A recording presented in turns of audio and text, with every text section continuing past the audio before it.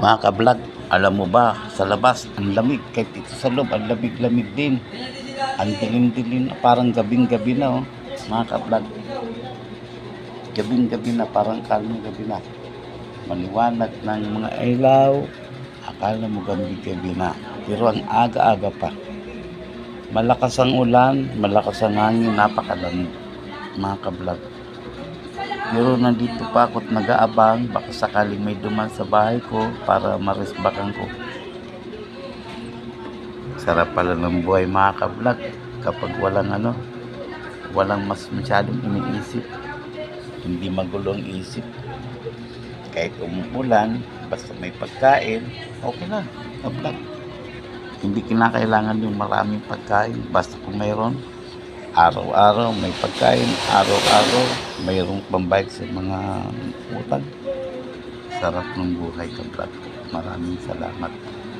Pero hindi pa rin ako nagsusuko kahit nasabihin natin medyo hindi magandang panahon.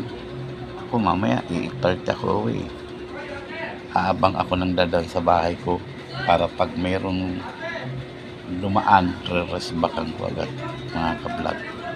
Maraming salamat sa inyo, ka-vlog, na sana kahit anong nangyayari, hindi kayo sumusuko, backer pa rin kayo, at kahit anong nangyari, palitan tayo. Kasi nararamdaman ko, yun lang ang paraan para tayo umasinso. Tulong-tulong. Tulong-tulong.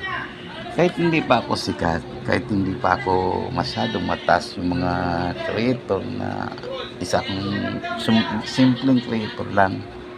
Hindi pa ako hindi pa ako nagkakaroon maraming karanasan sa paggawa ko ng mga video, yung mga ina-upload ko.